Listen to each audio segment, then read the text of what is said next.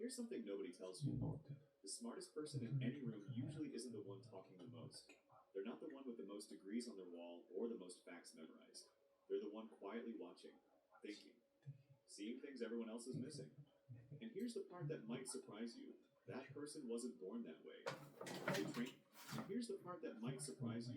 That person wasn't born that way. The first one. And here's the part that might surprise you. Here's the part that might surprise you. Seeing things everyone else is missing. And here's the part that might surprise you. That person wasn't born that way. The person else is missing. And here's the part that might surprise you. That person wasn't born that way. The person wasn't born like that. Else is missing. And here's the part that might surprise you. That person wasn't born that way. The person wasn't born by way. The person wasn't born that way. They trained themselves to think differently, and it didn't take years. Here's something nobody tells you. The smartest.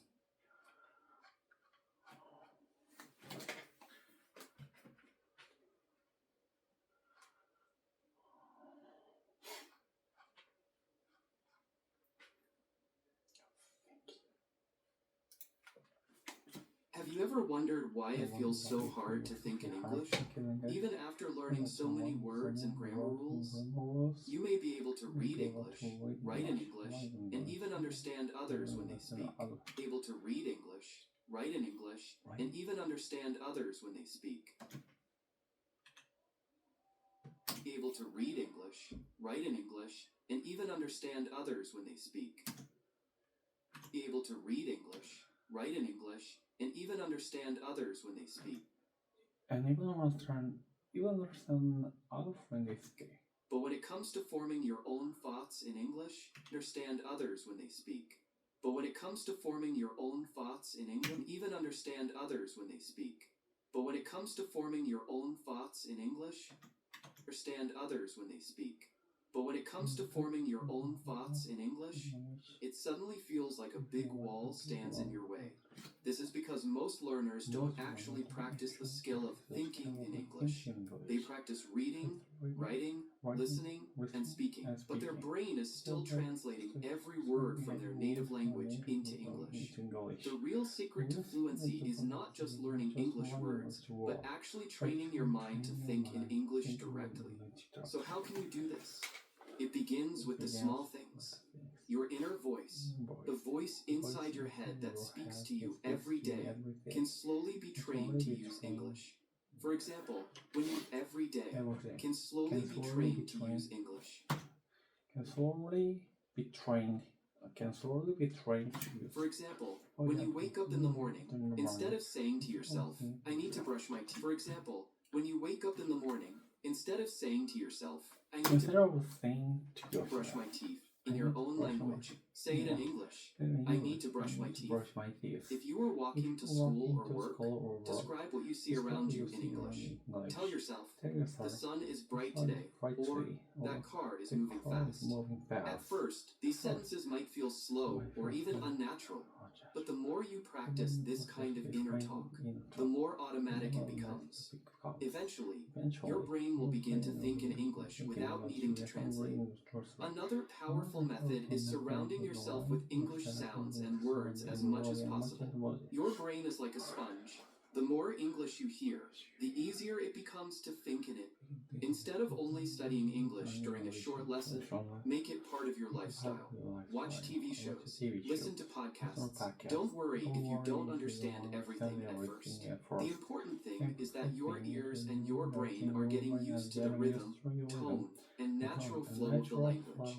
Over time, those sounds become familiar, and your brain begins to produce them on its own. Now here's something interesting. Thinking in English is not just about language. It's also about culture and habits of expression. Every language has a certain way of organizing thoughts. For example, in English, people tend to keep sentences short and direct. If you always try to think in long and complicated sentences from your native language, you will struggle to translate them. Instead, start practicing shorter, simpler sentences in English. Imagine you are texting a friend. English thinking is often like that, straight to the point. Instead of saying in your native language, I feel very exhausted because I had a long day full of responsibilities, in English you might think, I'm so tired. Today was a long day. That's clear, natural, and fast.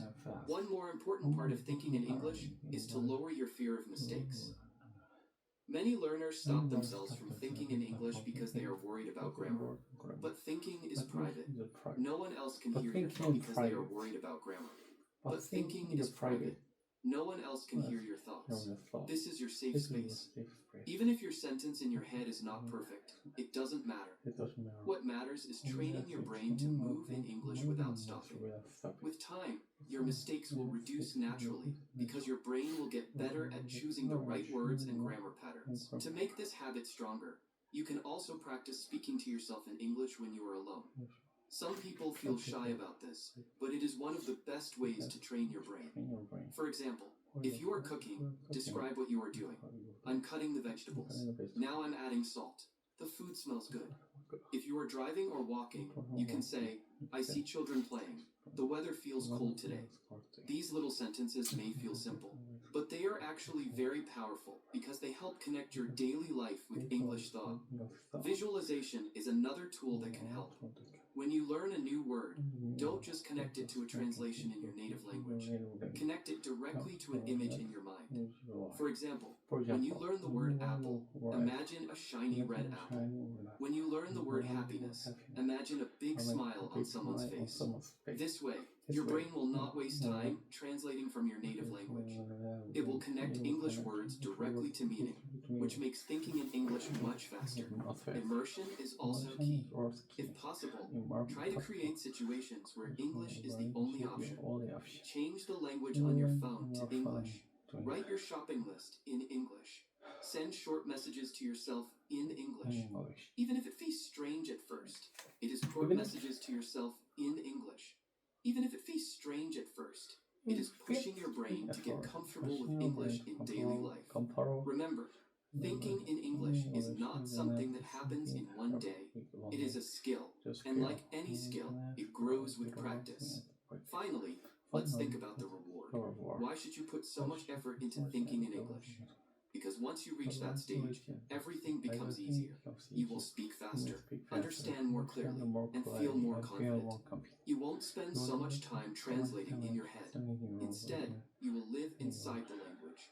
That's when English stops being just a subject you study, it starts becoming a tool you use naturally. So the next time you catch yourself translating in your head, pause and try to form the thought directly in English.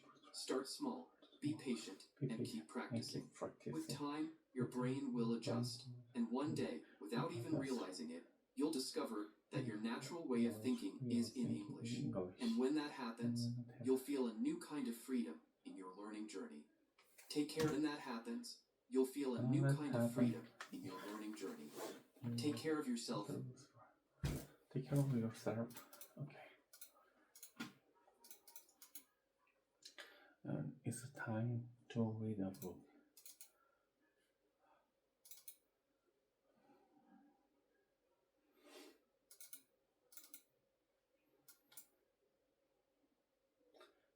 The story of Dr. Dolittle. Chapter. The Lions.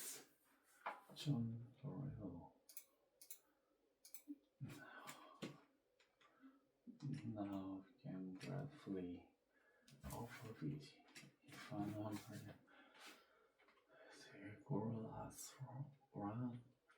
orangutans, chimpanzees, dogfish, baboons, marmosets, gray monkeys, red one, elkine, and many have died. The first thing he did was to separate the sick ones from the well ones. Then he got teaching and his cousin to build him a little house of glass. The next thing he made were monkeys who were still there come and be vaccinated. And for 3 days and 3 nights, the monkeys kept coming from the jungle and the valley and the hill to the little house of grass. And the doctor, several day and online, vaccinating and vaccinating. He made our markets for their come and be vaccinated. Then he had another house made big one with a lot of baths in it, and he pulled all the thick water in the house.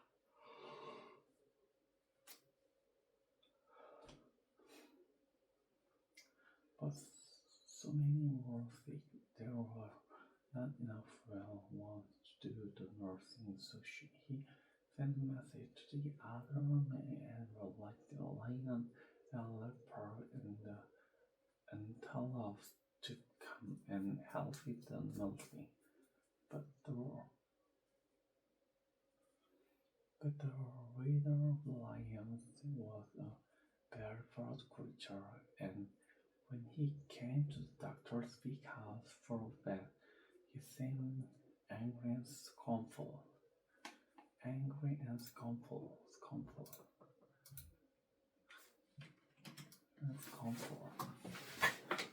Do you dare to me, sir? He said, glaring at the doctor. Do you dare to ask me, the king of beasts, to wait a lot of during my guests? Why, I wouldn't even eat them between meals.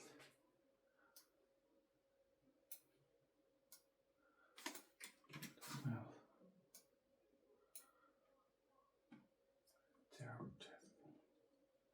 under the line looked very terrible. Doctor died howled.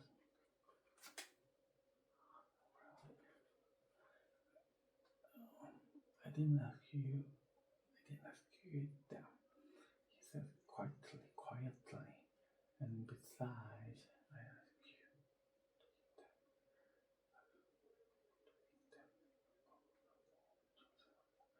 and besides, they are not dirty. They've all had a bath this morning. Your coat looks as though it needs brushing badly. Now listen, and I'll tell you something. The day may come when the lion gets sick, and if you don't help the other animal now, the lion may find themselves left alone when they are in trouble. That often happens to proud people.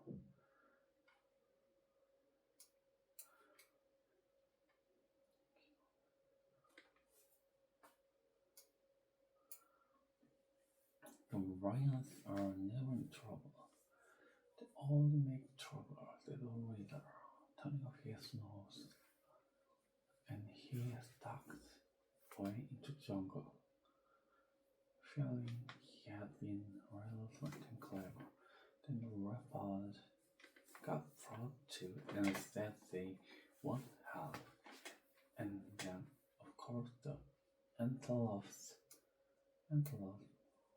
although they were too shy and timid to be rude to a doctor like a lion, they found the ground and smiled foolish and said they had never been nurses before, and now the poor doctor was very frantic, wondering where he could get help enough to take care of all the thousands monkeys bad. But the leader of the lions, when he got back to his den, saw his wife, the queen lioness, come running up to meet him with her hair untidy. One of the calves want to eat, one of the calves won't eat. I don't know what to do with him. He hadn't taken a thing since last night, and she began to cry and shake with nurses, for she was a good mother, even though she was a lioness. So the leader went to his den and looked at his children, very kind little calves, lying on the floor, and one of them seemed quite poorly. Then the lion told his wife quite proudly just what he had said to the doctor, and she got so angry she nearly threw him out of the den. You never did have a brain sense, she cried. All the animals from here, the Indian Ocean, are talking about this wonderful man and how he cured any final sickness and how kind he is, the only man in the whole world who can talk the language of the animals. And now, when she has a sick baby on our hands, we must go and offend him. You great booby. Nobody but fool is ever joke, doctor. You. And she started putting her husband's hair. Go back to the white man at once, she yelled, and tell me you're sorry, and take all the other empty-headed lion with you, and those to be leopard and antelopes. Then do everything the doctor tells you. Work like niggers, and perhaps he will be kind enough to come and see the cup later. Now we are. I tell you, you're not fit to be a father. And she went to the den next door, where another mother lived, and told her all about it. So the little lion went back to the doctor and said, I happened to be passing this way, and I thought I'd look in. But anyhow, said, no, the doctor, I haven't, and I'm dreadfully worried.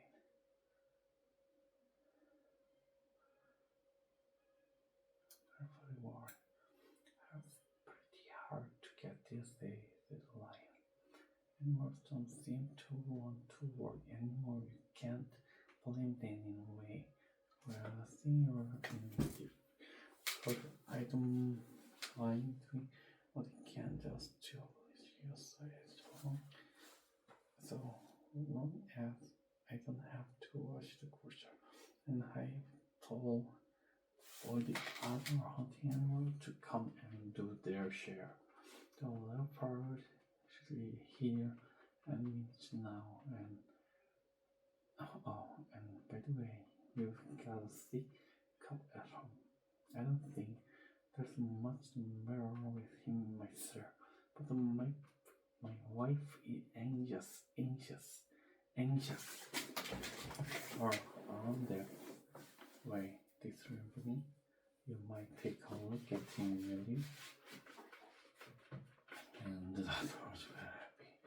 All the lions and the leopard and the antelopes and the giraffe, all the animals of the forest and the mountains and the plains came to help him in his work. There were so many of them that he had to send some away and all kept their cleverness. And now, very soon the monkeys began to get better.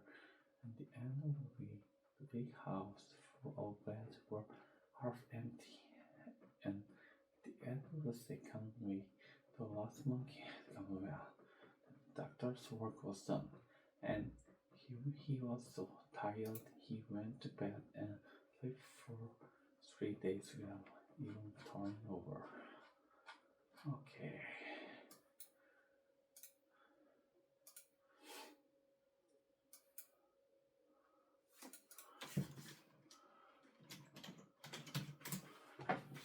The little lion was very proud creature, and when he came the doctor speak out real fast, he seemed angry and scornfully.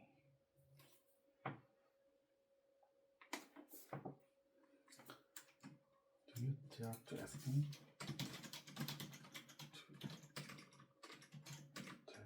Do you dare to ask me?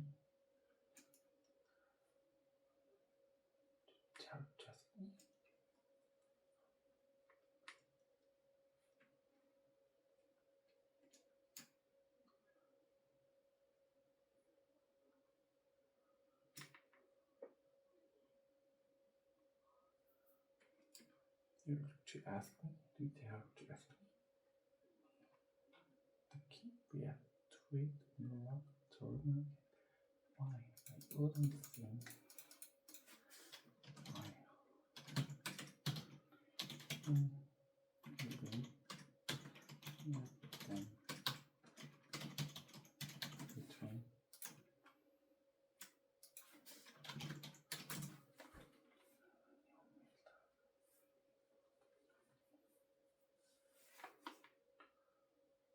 I don't need them. I don't need them. 2 meals.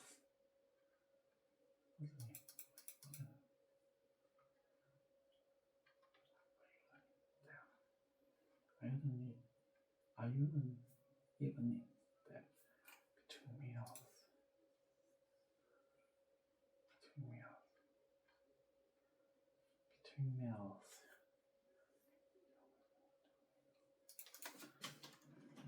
Me, the king of the list to wait on darling.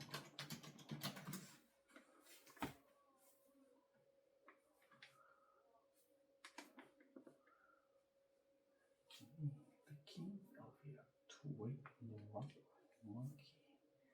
Drawing monkey.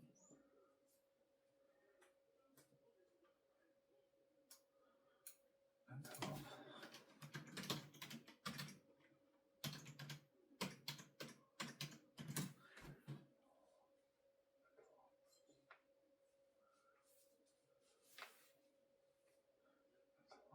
And love. Oh God, I don't know what to do with him. He has taken a thing with love.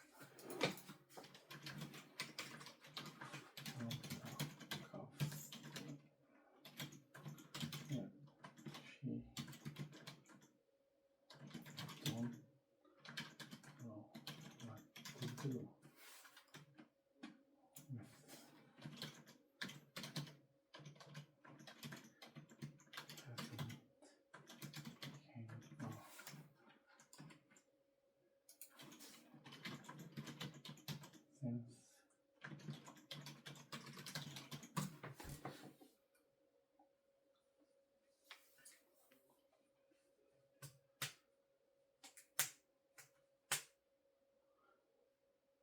Since cough on it, I want to cough. I want to cough on it. I don't know what to do with him.